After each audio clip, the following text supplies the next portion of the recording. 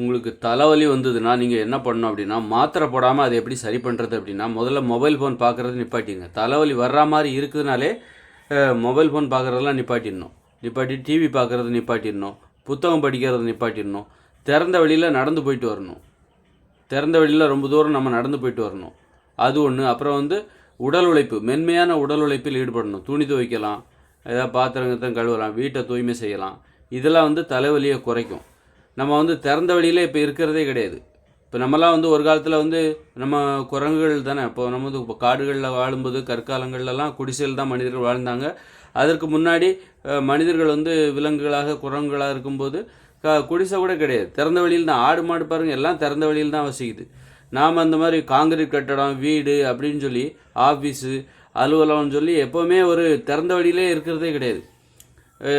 ஒரு காரில் ஏறி உட்காந்துக்க வேண்டிய, வெளியே வந்தாலும் காரில் ஏறி உட்காந்து திறந்த வெளியிலே நம்ம இருக்கிறது கிடையாது. அது மாதிரி வீட்டில் ஒவ்வொருத்தருடைய வீட்லேயும் ஜன்னல்லாம் கூட கிடையாது. அந்தளவுக்கு திறந்த வழியவே நம்ம அந்தளவுக்கு முக்கியமாக நினைக்கிறது இல்லை.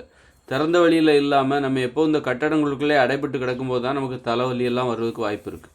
தலைவலி வருவதற்கு இது மிக முக்கிய காரணமாக இருக்குது. அடைச்சிக்கிட்டு ஏசி போட்டால் எல்லா ஜன்னலையும் அடைச்சிடணும். அப்போ அது மன இறுக்கத்தையும் ஒரு செயற்கையான ஒரு சூழல் தான் அது. அது மாதிரிலாம் இல்லாமல் ஒன்று குறைந்தபட்சம் ஜன்னலாக இருக்கணும், ஜன்னல் இருக்கணும் பெருசாக. திறந்த வழியில் நடைப்பயிற்சி தினமும் செய்யணும், ஓட்டப்பயிற்சி செய்யணும். திறந்த வழியில் கண்டிப்பாக நம்ம தினமும் ஒரு 2 மணி நேரமாக இருக்கணும். இப்போ விளையாடுறதும் கிடையாது. இதனால் கூட நமக்கு தலைவலி வர்றதுக்கு அதிக காரணங்கள் இருக்குது. அதனால் தலைவலி வர்ற மாதிரி இருக்குனாலே நீங்கள் திறந்த வழியை நோக்கி நடக்க ஆரம்பிச்சிருங்க. மொபைல் ஃபோன் பார்க்காதீங்க, டிவி பார்க்காதீங்க, புத்தகம் படிக்காதீங்க. இதெல்லாம் தலைவலியை அதிகப்படுத்தும்.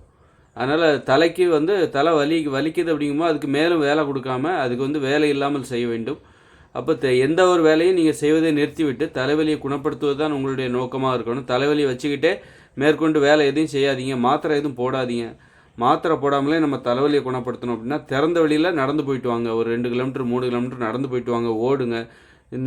அப்புறம் மென்மையான உடல் உழைப்பில் ஈடுபடுங்க. துணி துவைக்கலாம், பாத்திரங்கள் கழுவலாம், அல்லது வீட்டை தூய்மை செய்யலாம். இந்த மாதிரி மென்மையான வேலைகளை ஈடுபடலாம்.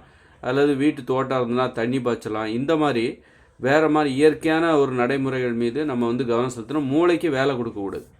அது குறிப்பாக தலைவலி வர்ற மாதிரி இருக்குது, தலை வலிச்சிச்சுனாலே மூளைக்கு வேலை கொடுக்கக்கூடாது. இப்போ டிவி பார்க்குறதெல்லாம் மூளைக்கு கடுமையான வேலை கொடுக்குற மாதிரி தான் மொபைல் ஃபோன் பார்க்குறதெல்லாம். ஏன்னா அதில் ஒவ்வொரு காட்சியும் மாறுது, கலர் நிறங்கள் மாறுகிறது. அதுக்கு தகுந்த மாதிரி கண் லென்ஸை மாற்றிக்கிட்டே இருக்கும். லென்ஸ் விரிஞ்சு சுருங்கிக்கிட்டே இருக்கும். சர்வ நேரமும் அதோட லென்ஸ் விரிஞ்சு சுருங்கிக்கிட்டே இருக்கும். நீங்கள் மொபைல் ஃபோன் பார்க்கும்போது அதில் உள்ள பிரைட்னஸ்க்கு தகுந்த மாதிரி வெளிச்சமாக காட்சி இருக்கா, அதுக்கு தகுந்த மாதிரி லென்ஸ் மாறும். அப்புறம் கருப்பாக இருள் நிறைந்த காட்சிக்கு தகுந்தாற்போல் மாறும். பச்சை நிறம் வந்துச்சுன்னா அதோட லென்ஸ் மாறும். ஒரு நீல நிறம் வந்துருச்சு, நீங்கள் மொபைல் ஃபோனில் டிவியில் பார்க்கும்போது நீல நிறம் வருது, டக்குன்னு லென்ஸ் மாறும். பயங்கர வேலை இந்த கண்களுக்கு இருக்குது. மூளைக்கும் அப்போ அது சார்ந்த மூளைக்கும் பயங்கர வேலை இந்த டிவி மொபைல் ஃபோன் அதனால் பயங்கரமாக மூளை சொல்கிறோம். ஏற்கனவே மூளையில் தலைவலி வந்திருக்கு. தலைவலின்னா என்னது? மூளையில் ஏற்படுகிற வலி தான் தலைவலி. அப்படி இருக்கும்போது நம்ம மூளைக்கு இந்த மாதிரி மொபைல் ஃபோன் பார்க்குறது, டிவி பார்க்குறது, புத்தகம் படிக்கிறது, இந்த மாதிரி வேலையெல்லாம் விட்டுட்டு அதுக்கு ஓய்வு கொடுக்கணும். திறந்த வெளியில் நடந்து போகணும், விளையாடலாம், மென்மையான உடல் உழைப்பில் ஈடுபடலாம். இதன் மூலம் நம்ம தலைவலியை இல்லை மாத்திரை போடாமலே சரி செய்ய முடியும். வேறு எந்த வேலையும் பண்ணக்கூடாது. உங்கள் உடம்புக்கு ஒரு கஷ்டம்னா அந்த உடம்பை வச்சு நீங்கள் எந்த வேலையும் பார்க்கக்கூடாது. உங்கள் உடம்புல இப்போ தலைவலியோடு நீங்கள் ஒரு ஆஃபீஸ் வேலையை பார்க்கக்கூடாது. ஏன்னா உங்கள் உடம்புக்கு இப்போ ஒரு வண்டி ரிப்பேராக இருக்குது அப்படின்னா அந்த ரிப்பேரான வண்டியை வச்சுட்டே நீங்கள் ஓட்டுறீங்கன்னா அது தப்பு தானே, விபத்து ஏற்படும். அதுபோல் உங்கள் உடம்பை வச்சு தான் நீங்கள் வாழ்கிறீங்க. அந்த உடம்புக்கு ஒரு பிரச்சனைனா அப்போவும் அந்த உடம்பை கஷ்டப்படுத்துகிற மாதிரி தானே அது. கஷ்டப்படுத்தி நீங்கள் வேலை வாங்கக்கூடாது. இப்போ உதாரணத்துக்கு இப்போ உங்கள் மனைவி இருக்காங்க, அவங்க உடம்பு சரியில்லைன்றாங்க, இருந்தாலும் நீ எனக்கு சமைச்சு கொடு அப்படின்னு சொன்னால் எப்படி இருக்கும்?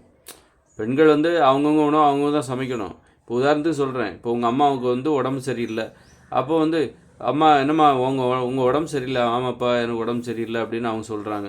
சரிம்மா அப்போ எனக்கு சமைச்சு கொடுத்துரு, இந்த இட்லிலாம் சாம்பார்லாம் ரெடி பண்ணிவிடு, உனக்கு உடம்பு சரியில்லைல்ல, அப்படியே அப்படியே எதாவது பண்ணிட்டு எனக்கு தேவையான வேலையெல்லாம் பண்ணி கொடுத்து வீட்டு வேலையெல்லாம் முடிச்சிரு அப்படின்னு சொன்னால் எப்படி இருக்கும்?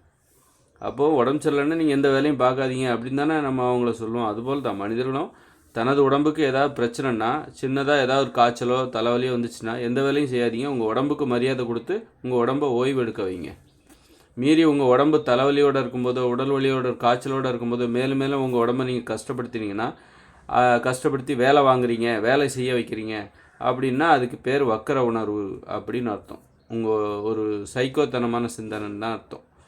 அதனால் வந்து யாராக இருந்தால் நீங்கள் ஒரு முதலாளியாக இருக்கலாம், உங்கள் தொழிலாளிக்கு யாராவது உடம்பு சரியில்லையா போய் ரெஸ்ட் எடுக்க சொல்லிவிடுங்க. நீங்கள் மேலதிகாரியாக இருக்கலாம், உங்கள் கீழே வேலை பார்க்குறவங்களுக்கு ஏதாவது உடம்பு சரியில்லையா போய் ரெஸ்ட் எடுங்க, உடம்பு சரியானதுக்கப்புறம் வந்து வேலை பாருங்கள் அப்படின்னு சொல்லுகிற வழக்கத்தை நாம் ஏற்படுத்திக்கணும்.